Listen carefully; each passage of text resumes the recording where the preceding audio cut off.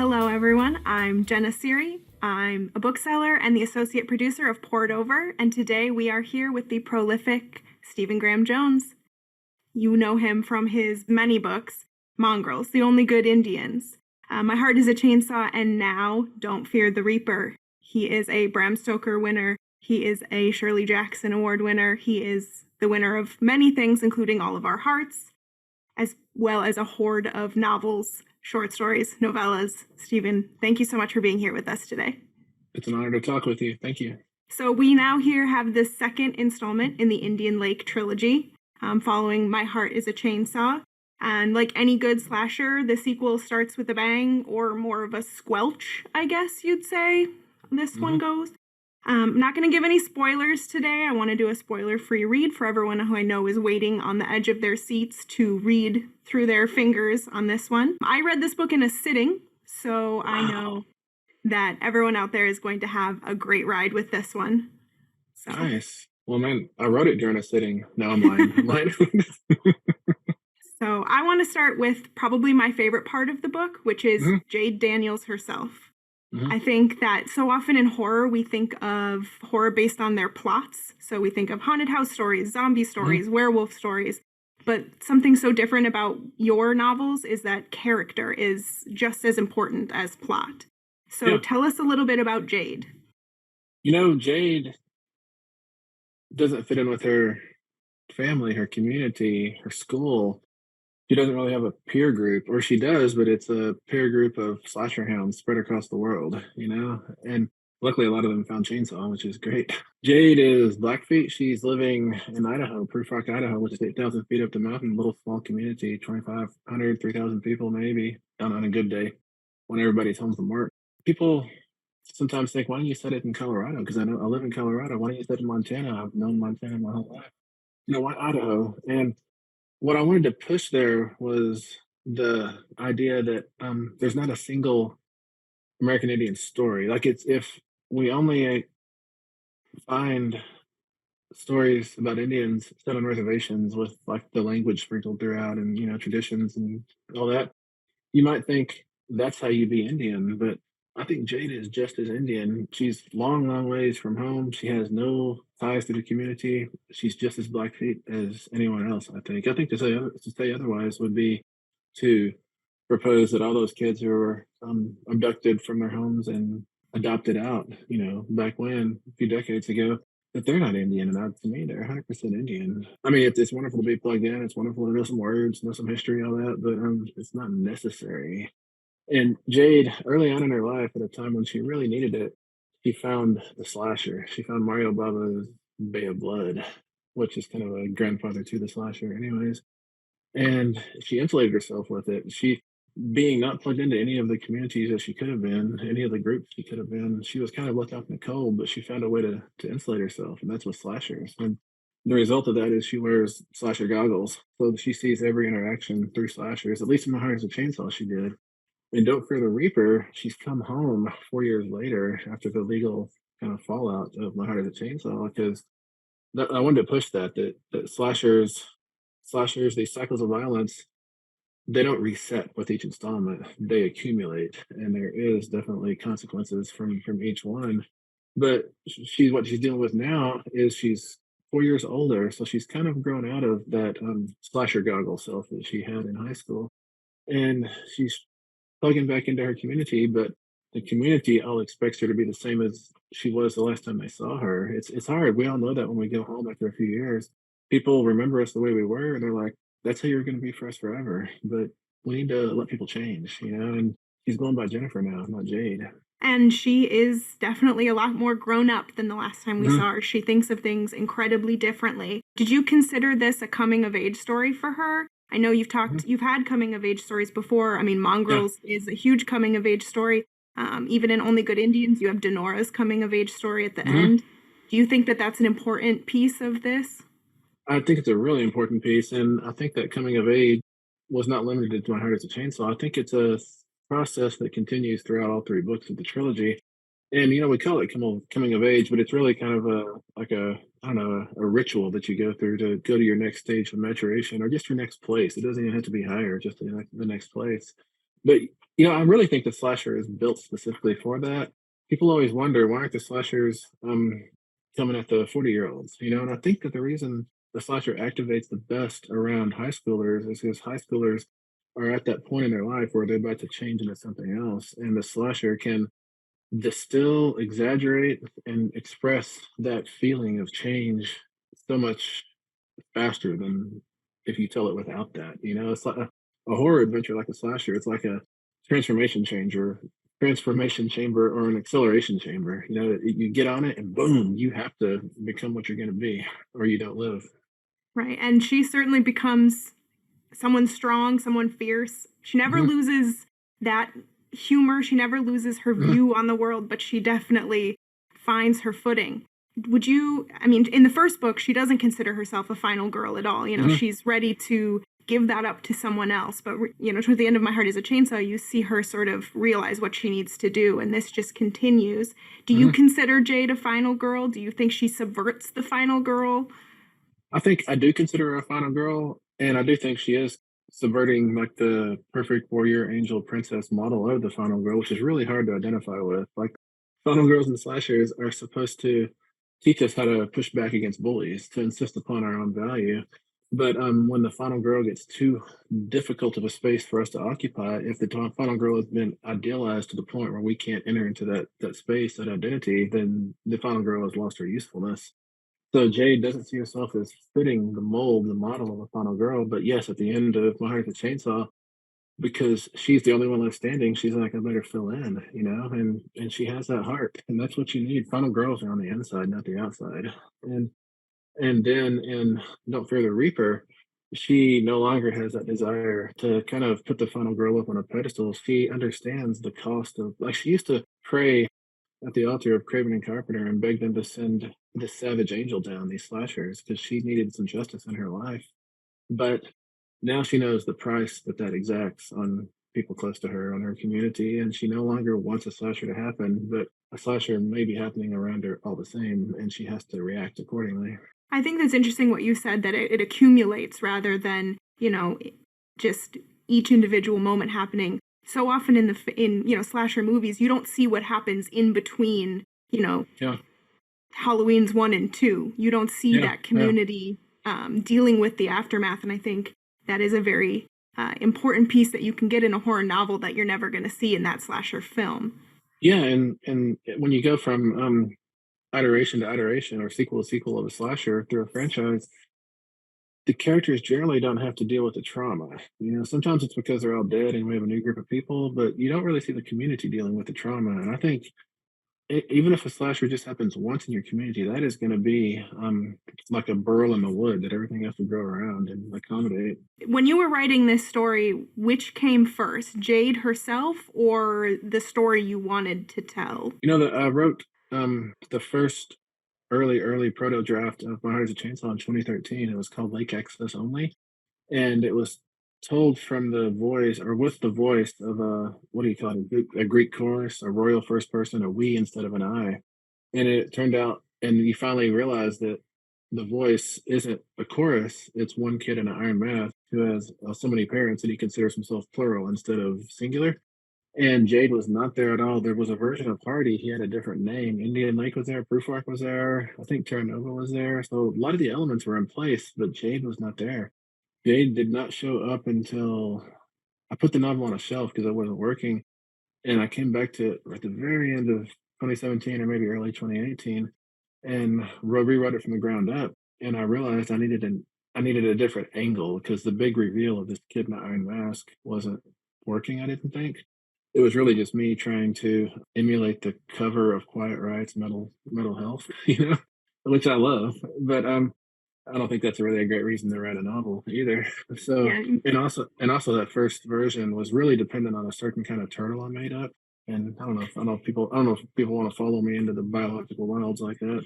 The evolutionary, randomness that can, not randomness, the natural selection that can lead to this type of turtle. Anyways, turtles are gone now. I don't know if there's any turtles in these trilogy whatsoever. And Jade showed up, and in her very first instance, she was writing a book on all this.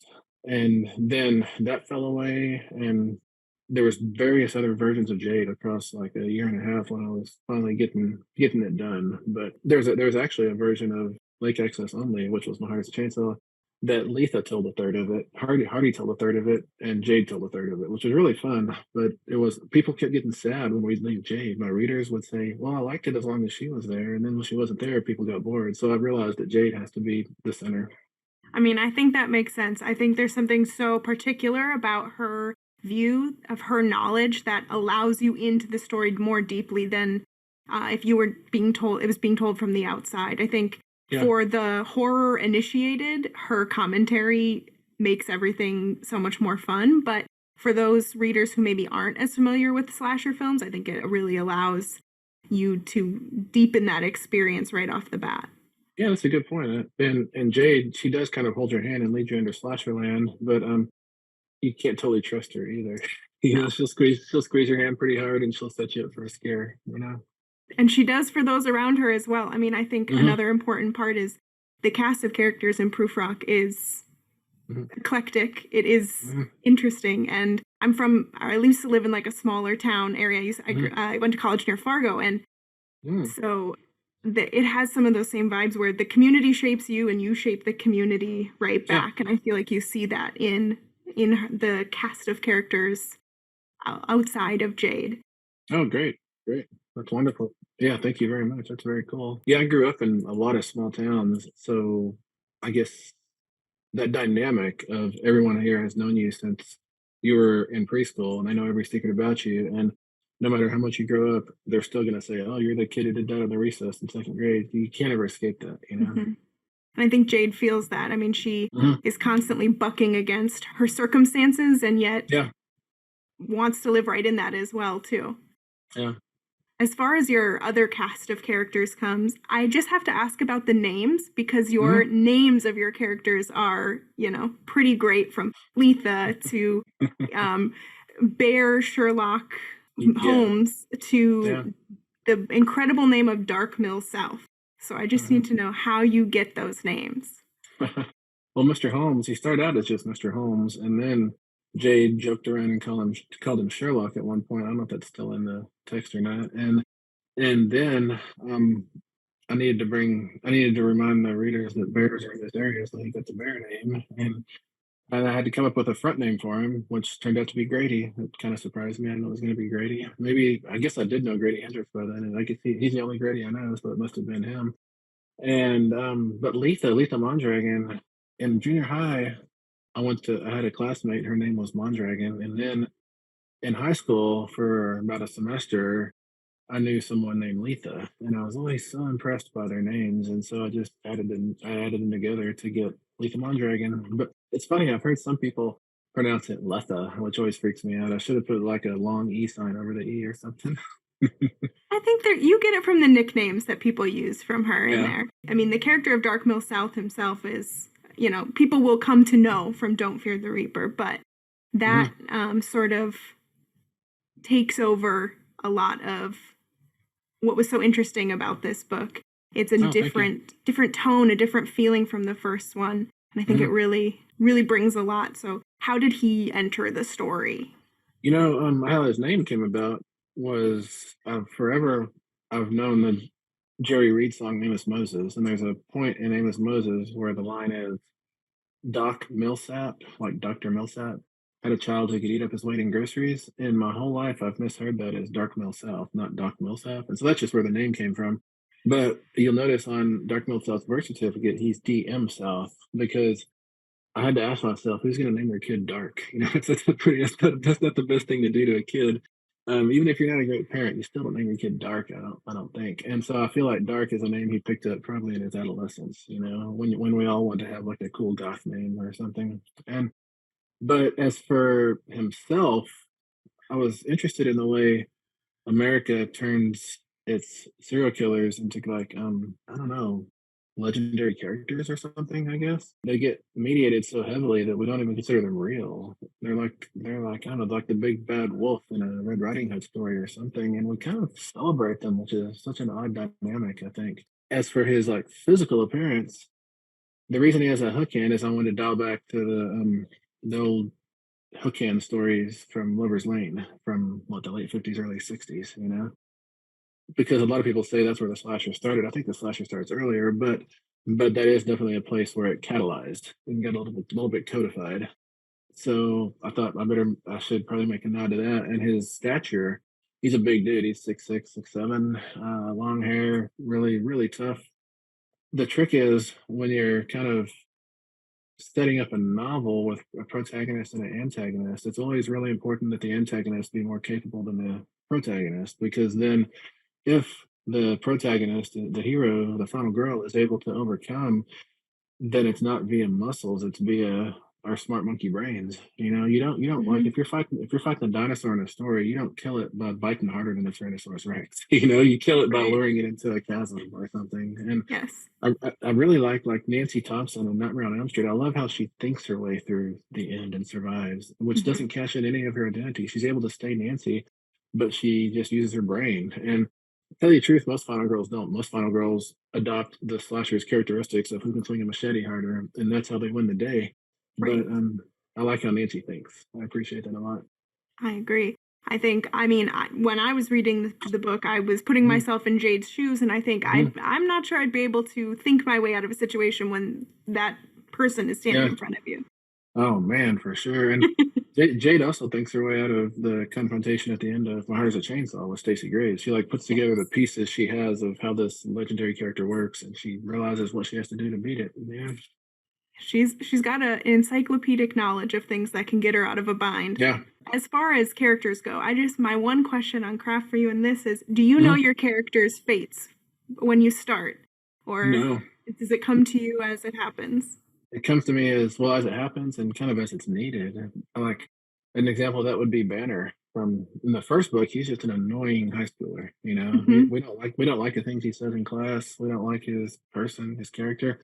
In the second one, he's growing up some. It's just as it's 4 years later for Jade, it's 4 years later for Banner. And due to the big showdown at the end of Chainsaw, he kind of had a moment of growth or awareness or self-awareness as well. And I think he changed into a different person a little bit. He grew up.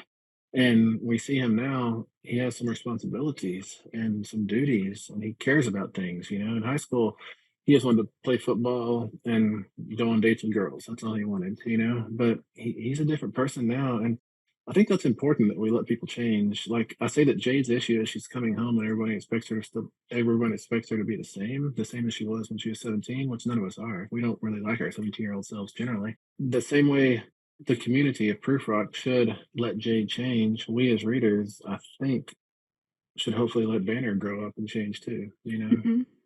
Yeah, there's a lot in this book where you need to call back to Mhm. the characters you knew in Chainsaw and reformulate what you were thinking and Yeah, reformulate what you think of Proofrock as a whole yeah. because the town itself is very different than it was at the Mhm. end of Chainsaw. And I think Yeah, in this setting, the city of Proofrock is the town of Proofrock is almost a character itself. It plays its it own role in the story. totally, you're totally right. You know, I never realized that. I mean, how I think when was this? This would have been 2017, I think it was actually. Um, I had come off Mongrels and Mapping the Interior, and I wrote this big crime novel, Texas is Burning. I wanted to set it against the backdrop like a Kafka backdrop or a Jewel versus Volcano backdrop, where it's just like a gray, desolate city that is nameless, Mhm. featureless. It's just like a background on a stage. You know, I wanted that kind of nameless, featureless place.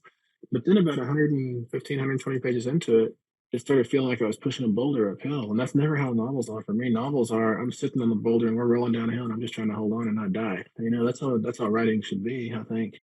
And I was like, what is going on here? Have I lost something? And I didn't know what to do. And I got invited to a book festival and it was in my hometown of Midland, Texas. And I went down there and I'm being chaperoned away from this venue to that venue, you know, all over the weekend. And I started looking around from the back seats of those cars and I saw the buildings and the roads and the people of Midland, Texas, my home.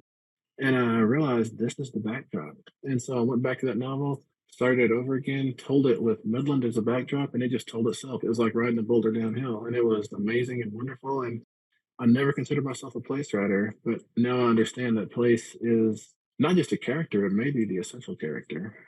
Yeah, I mean, first of all, we have a bit of a T.S. Eliot nod Hmm. in the Yeah, title in the name itself, so yeah, yeah. that sets it up. I mean, even Yeah. the two parts of the word proof and rock, I think, are Mhm. very an interesting combo there. But in Mhm. many ways, it's the perfect slasher setup, right? You've got, your small town, you've got a suspicious summer camp, you've got a new housing development with outsiders coming in. Did you see all these pieces coming together and need all of them in order to formulate Mhm. your slasher setting? In retrospect, I understand how necessary they were. I wish I could say I was strategic enough to have conceptualized it all from the get-go, but it really took me a lot of drafts to figure it out. And I said I wrote that first version in 2013. In that first version, the kid in the Iron Mask telling this story with the we instead of the I, he is a son of Terra Nova. He lives over in Terra Nova, and I think Terra Nova was an island at the time, not a shore. So yeah, it just all came together, and it's almost like through the drafts, I would keep the part that worked and throw away the other things and keep the next part that worked. And through drafting it so long, I eventually had a lot of working parts. Like Terra Nova and Police Rock play against each other well, and Indian Lake is wonderful to try to cross or not cross. And Glen Dam is a blast. Camp Blood is a blast. High Mountain, Idaho is really fun. And you're right, small town, mountain town, that does give you so many options for isolation. And isolation is always key for the slasher because if this is happening in the camera's eye, if a lot of people are watching, then how can it continue? Like I remember in what is it, cheerleader camp? People start dying and they keep putting kids in the freezer or something. I'm like, I don't know about that. You know, Well, sometimes necessity, is the mother of all invention, right? You have to do what you have to do. And yeah, I yeah, mean, sometimes when you're in a small town, you don't have a lot of options. You got one yeah, doctor and yeah. the town itself, I mean, it takes on sort of a life of its own, I think, in this one. Mhm. Was it decisive to make it sort of not a real city, but more something that you had a lot more control over and people wouldn't have their own ideas coming in? It was. Well, it was important that it actually feel like a small town in 8,000 feet up the mountain in Idaho. I had to get that at least close to right. And Mhm. I've lived in a lot of small towns, so that was not that difficult. And I live at elevation as well, so that wasn't that difficult. The reason I made it up, number one, you're right, because I wanted to do that nod to Jaeger Proof Rock, of course. But Proof Rock for a mining community, this seems like the perfect name to me as well.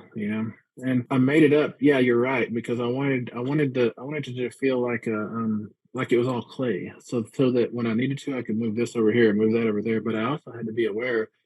In Chainsaw, I didn't have to be aware of this, and Don't Fear the Reaper, I did. That I put the post office here, so it's got to be there. It can't move around. What I had to do when I was writing Don't Fear the Reaper, I had to go back and listen to Kara G's amazing voice acting on My Heart Is a Chainsaw and take copious notes about it takes us long to get from here to there, and this is north of that, and that's south of that, and all those things. I had to draw an actual map. So maybe I'm a fantasy writer now. I don't know. Yeah, next installment's gonna have a big map with dots in the dollar store and Yeah, Melanie's yeah. bench, everything Oh, there. all of it, and it's even gonna have like three of characters and relations. Perfect. I think the fans will love it. I mean, it's a very hyper stylized feeling. You feel like you're Mm, in that slasher movie, which in comparison to the settings mm, in Only Good Indians, which are sober and, stark, it sort mm. of definitely creates the tone Oh, of good, good. rolling around in a pool of Yeah, blood in that slasher yeah. movie. Also, in Don't Fear the Reaper, since My Heart Is a Chainsaw was in the height of summer, I thought I gotta go. I can't do the same thing again. So this one is in the depths of winter. It's like a snow furnace, and it does a lot of damage. All this cold. Yes, and someone who lived in northern Minnesota Mm. and North Dakota, Oh you got wow, it. I felt it. I yeah. knew those So moments. so the true cold. Like I've talked to people who move to Minnesota from Alaska, and they go back home because they're like it's too cold here. Yeah, I felt those moments where, they're Wow. crossing the lake and they can't feel their hands, feet, Yeah. anything. Yeah. You got it right there. Oh, thank you. Thank you. So sort of pivoting off of setting as a piece in Only Good Indians. It's a very different tone. It's a very different story. It's based on the idea of tradition and how our past comes back, and sometimes you can go home, sometimes you can't, and sometimes you shouldn't. How is that a different feeling when you're writing more for tradition and to incorporate those Yeah. aspects? Yeah. I mean, Only Good Indians and Chainsaw and Reaper, they're all slashers, so they have that in common anyways, but that's probably just because of me, because I love slashers. So I try to make everything a slasher. Even my 2012 novel, Growing Up Dead in Texas, which is people consider it a memoir. It's not a memoir, but it does have my life all through it. that's even to me a slasher. I think the slasher model or dynamic is something that, well, I know it so intimately that I can do a lot of variations on it, like Hmm.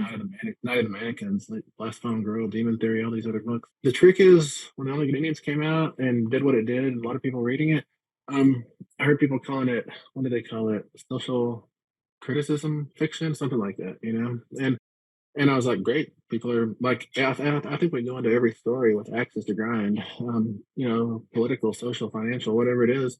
And through the scenes and through the storytelling, we find a way to grind those axes. But and that I guess a lot of that came out in the Lincoln Indians.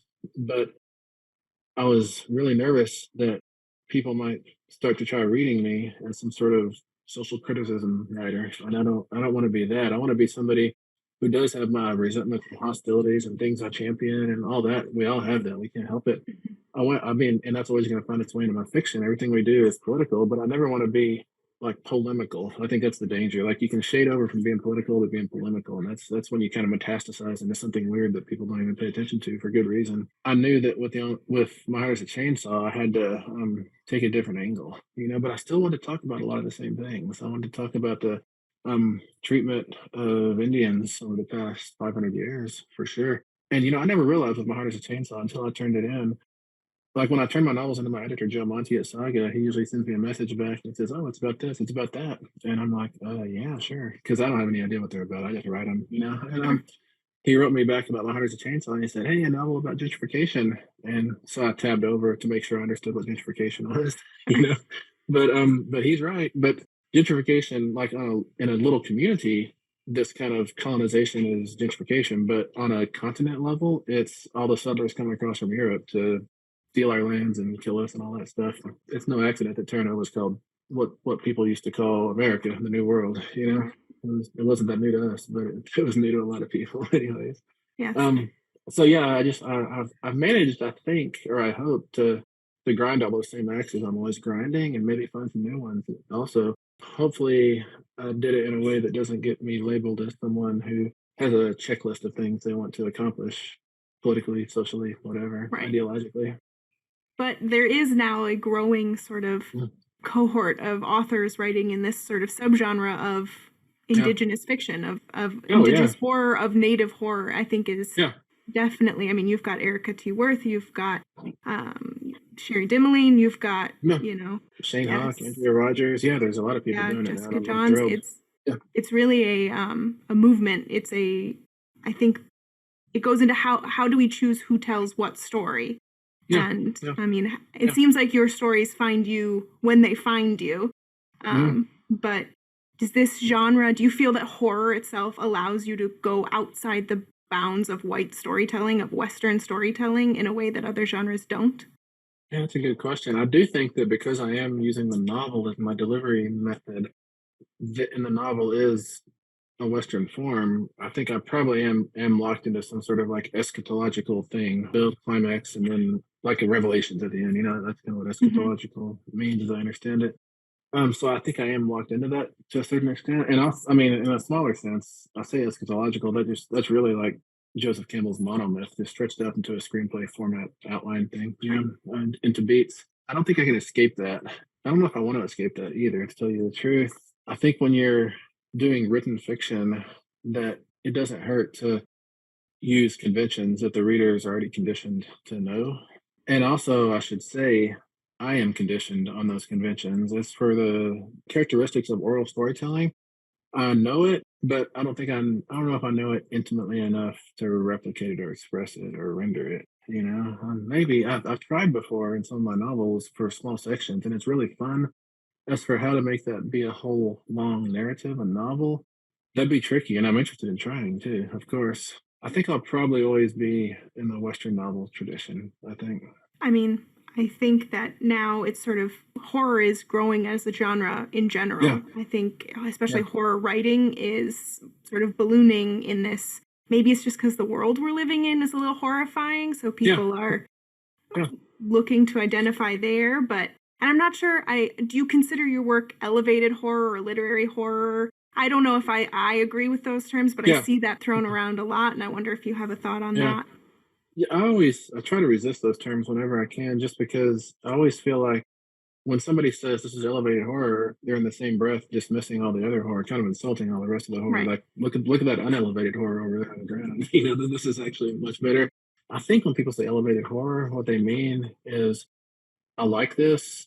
I'm not a horror fan, but this must be different. And because I don't like horror, yet I like this, it must be a different kind of horror. And it's just too bad that the kind of hierarchical language that they've utilized to say they like this is insulting the rest of the genre. Right. Sometimes we want pulpy, sometimes we want Yeah. the No, I schlocky know. horror, Yeah. and I don't think one negates the other. I I mean, if don't think you so either. in the Indian Lake Trilogy, you've got both. You've got Yeah. breathtaking passages with descriptions that you could find in any literary fiction novel, and then you've got people's insides coming out. Thank you very much. Yeah. That's always been my goal.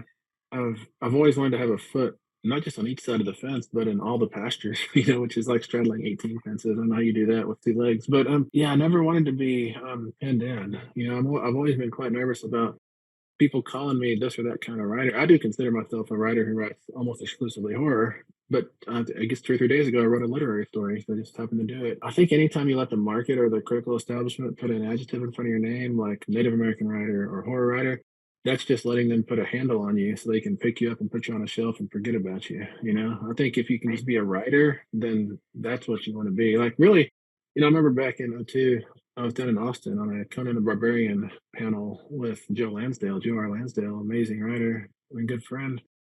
And someone asked him in the question and answer period, Joe, what genre do you write in? And he didn't even skip a beat. He said, I write in the Joe R. Lansdale genre. Next.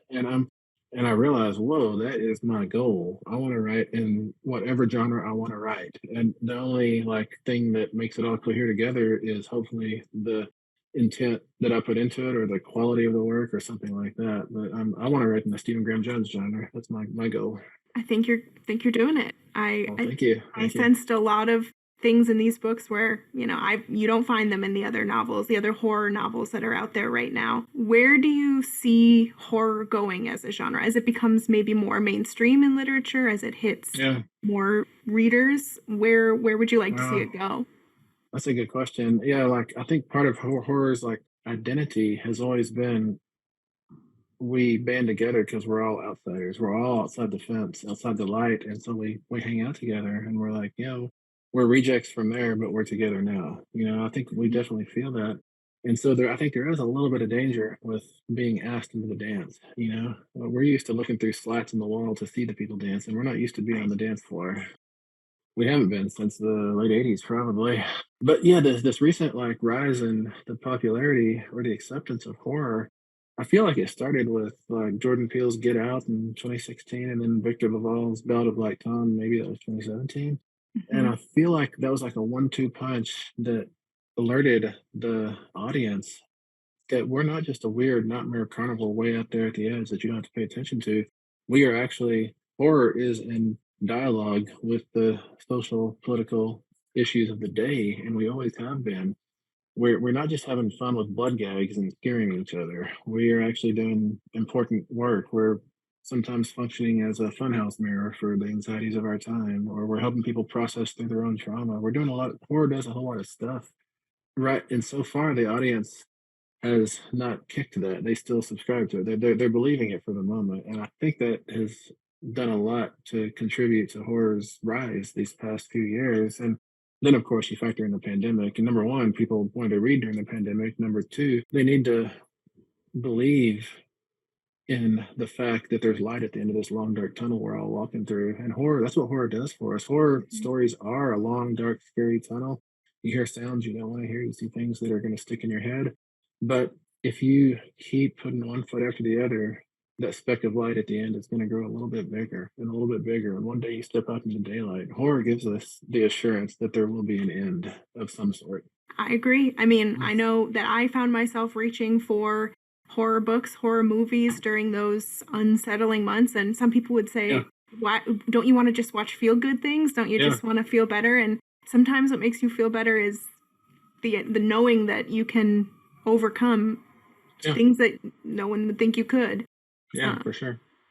so, what are some of your horror influences? Obviously, slasher films, but if Mhm. we had someone who's never seen a slasher movie, where should they start? Or even some of your deep cut faves. I know I always say my starting point is the Carpenter Halloweens. That's one Yeah, of my favorite places to start. yeah, And then I always try to get people to watch It Follows. That's one of yeah. my Oh, go-tos it's as so well. good.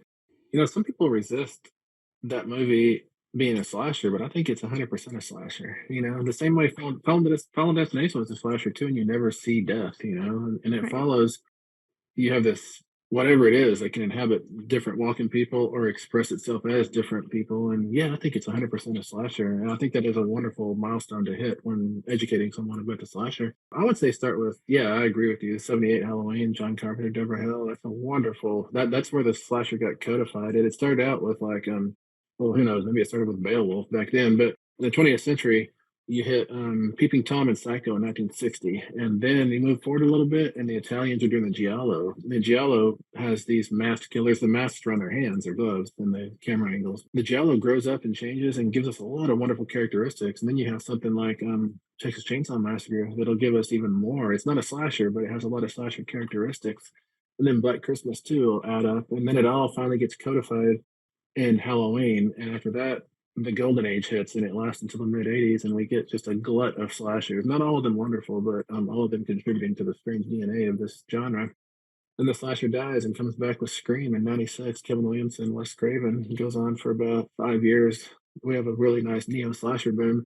And then in the like late 2000s, like what is it, 2008 or so, you start getting stuff like Tucker and Dale versus Evil or Behind the Mask, the Leslie Vernon story, and you get these different takes on slashers, and it finally leads up to Happy Death Day and Freaky and all these ones that they're doing such wildly different things with the same basic build, and that just proves to us that there's endless variation within the slasher dynamic, and we can keep going on in the future, and we're not going to run out of ideas anytime soon. And the conventions aren't tired, and the audience is not feeling fatigue, and I hope we last forever. Right.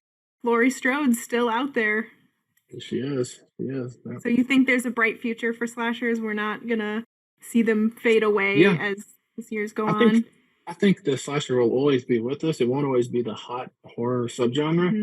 but as long as we live in a world that is basically unfair, then we're going to keep subscribing to justice fantasies, and that's what the slasher is. It's a justice fantasy. It lets us, for a couple hours or 300 pages or whatever, it lets us believe in a world where people who do wrong are punished. And I'm not talking about wrong being drugs, drinking, sex. That's not what the slasher punishes. The slasher punishes a lack of compassion. So many of the pranks that cause this cycle of violence to start, that cause us avenging evil to rise, are crimes of no compassion. It's a group of entitled people picking on someone who is less fortunate than them. Then it goes wrong. Somebody dies. Somebody is psychologically scarred, emotionally traumatized for the rest of their life, and that starts the cycle of justice because no one is punishing that entitled group of pranksters. So the world in a slasher produces its own avenging angel to come punish that, and we love to believe that the world can be fair. Swapping from movies to books, what are some of those horror books that you recommend? If people have finished My Heart is a Chainsaw, they finished Don't Fear the Reaper, what should they go Yeah. to next? I go back to The Shining, Stephen King's The Shining, a whole lot. I always read that when I need a reminder of how things can work when they really, really work. I think it's Hmm. really, really, really, really well done. And I mean, a lot of Stephen King stuff is really well done. Really, you start off this talking about character being central, and that's the best thing we've learned from Stephen King. That you build the person to be real such that we care about them when they go into the meat grinder of the story. And if we can just take that lesson from him, then the whole genre will be better, I think. So The Shining, let's see, I would also recommend, I guess, Clive Barker's Books of Blood. It's just wonderful to cycle through his sticky imagination, terrifying as well. Recently, Gemma Files' experimental film. I think that functions exactly. It's a horror novel that's firing on every cylinder. Really, really impressive. I like Mike Bakoven's Fantastic Land a whole lot. I think it's from 2016 or so. It's an amusement park that gets isolated by a hurricane, and people segment themselves off into tribes and have war with each other. And things don't have to go bad, but because people are people, things go bad. Hmm. I think from that same year, possibly Paul Tremblay's Head Full of Ghosts is pretty amazing. I love the way Yeah. he's able to maintain three separate narratives that play off each other but braid together, and each one of them moves the Mhm. story forward. That's really accomplished. Grady Hendrix is my best friend's exorcism. Maybe that's 2017, 2018. I Mhm. love the emotional punch at the end of that novel. It's really, really effective, I think. Christopher Golden's Road of Bones, that's a recent one that really got to me. It's just really fast paced horror that never lets up. That's what I really love. I love it when it never lets up. And maybe a last one, CJ Lead, her Mayfly, Maeve Fly. It's coming out this year, and I guess it's pulling comparisons with American Psycho just for its depravity and brutality, and it deserves it. It's wonderfully depraved like that, but it's just a horror novel that so works. I am super impressed with Mayfly. I can't wait for people to be reading So for all of our listeners, that's it. That's your reading list for this coming months here to get yourself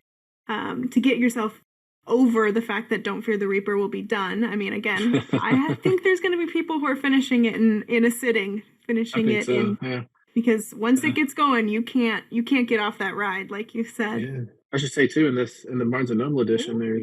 there's a couple of extra chapters at the end that were cut from the original, like when Joe Monty, my editor at Saga, was helping me resculpt the novel. There was a lot of stuff that got left on the cutting room floor, and this is two of the things that got left on the cutting room floor, which I miss dearly. But I think it's cool for people to see other ways Jade and this story could have gone and been.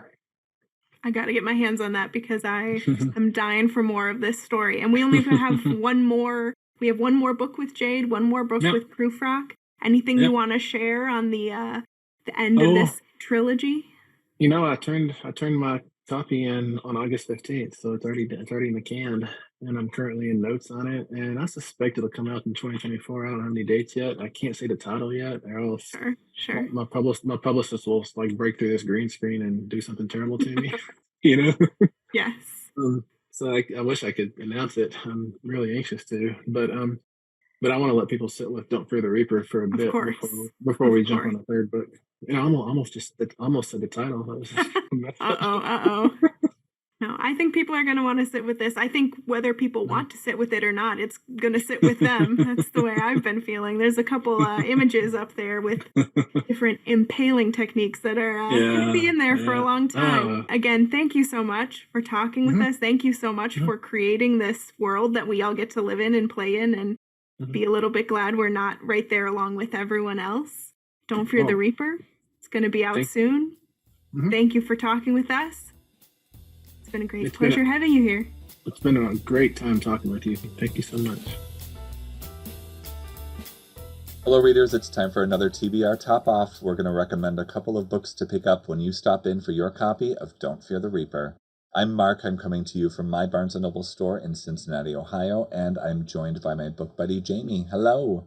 Hi, buddy. I'm coming to you from my Barnes & Noble store in Leawood, Kansas. Excellent.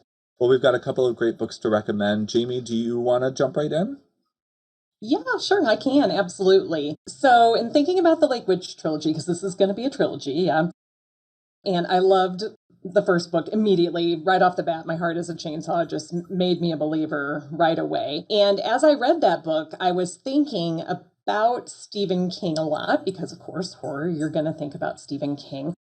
I started my personal Stephen King journey with Firestarter, and that was maybe, I think, around seventh grade. I wanted to read Carrie really bad, but my mom was pretty overprotective. And she did not want me to check that one out for the library. She said it was too scary. So I had to read it in bits and pieces at the library and sneak it in there. And I've not really stopped reading Stephen King ever since. Carrie was a pretty good second experience with Stephen King. And it really made me think of Jade in this trilogy a lot. Customers talk about not being able to put Stephen King books down or being able to put Stephen Graham Jones books down. And while I think they're both great at structure and about keeping you up reading all night and turning pages, but for me, it's really the characters. The characters are what I cannot forget. And Stephen King has created some really unforgettable characters over time. Just Randall Flagg, Jack Torrance, and Carrie White. Hands down, Carrie White is iconic. The Lake Witch trilogy is all about this character, right? Jade. And she's a fantastic anti-hero. The first book is entirely from her POV, and the majority of the book is actually her inner monologue. So you get really sucked into all of her thoughts and feelings, and we understand what makes her tick. We understand her rage, and we understand that all the ways the adults around her have failed her. And that's the same with Carrie White. Carrie, while a very different kind of character, she has big teenage emotion, maybe the biggest teenage emotions that anyone's ever had on the page. Being tied up in rage is sort of central to both of these characters, I think. So Carrie isn't just about like buckets of pig's blood at the prom. It dives beneath the surface. It ticks a lot of the same boxes as the Lake Trilogy does. In each of these books, we've got a lonely high school girl who is an outsider. She's got a terrible parent, gossipy neighbors, school bullies, the works. There's a lot of shared themes. And Carrie is a classic of the genre for a reason. So I would pick it up. It's short for Stephen King, very, very short. You can read it very fast. Yeah, I absolutely agree. Carrie is oddly the book that I have read the most times in my life. And I, like you, I read it in like 6th or 7th grade. My mother was a big Stephen King fan and had pretty much his body of work on her shelves. And I was always very curious. And she would say, you can read this if you understand that if you don't sleep tonight, you still have to go to school the next day. So that was our deal. And Carrie was the first one I picked up, and I have not looked back. I think it's a treasure. So nice pick, as usual. I picked a book that's a little newer. This is a debut novel called Bad Cree by Jessica Johns. It is a slow burn novel. It blends horror with modern Native Canadian culture. It's just a perfect dessert to the meal of Stephen Graham Jones. Anything that he puts out is brilliant, and this is just a nice little extra slice that you can consume. We follow, again, a young woman. So we've got a little trifecta going on here. Her name is Mackenzie, and she is returning home to her rural town near Alberta, Canada, to confront her past. She has been assaulted relentlessly by increasingly bizarre nightmares. Most of them concerning crows that are chasing her, attacking her, pecking at her. It's ghoulish. They seem to be connecting to an experience from her past, specifically the death of her sister. And as these nightmares continue to grow and become more severe, she decides to go home to maybe see what's going on top of some circumstances that lead her there. So once home, she has to contend with the heavy cloud of grief that her family is still sunk into. It plagues them in a way that is very, very touching and really kind of can bring an entire family down. But she also has to confront these secrets that seem to be popping up as these dreams become more vivid, secrets specifically related to her family's past, and get to the root of the nightmares before they drown her. The book is unsettling and somber. It explores family grief in a very interesting way, and it can be very terrifying at times. So highly recommend Bad Cree by Jessica Johns. It's great. Well, that is all we have for today. Thank you so much for tuning in to Poured Over. Please make sure to give us a rating and subscribe so you never miss an episode. You can also follow us on our socials at Barnes & Noble. Pretty simple. My name is Mark. You can follow my home store at BN Westchester. And I'm Jamie. You can follow my home store at BN Leewood KS. All right, everybody. Thanks for tuning in. Happy reading. Thank you for listening. Poured Over is a Barnes & Noble production. To help other readers find us, please rate and review the show wherever you listen to podcasts.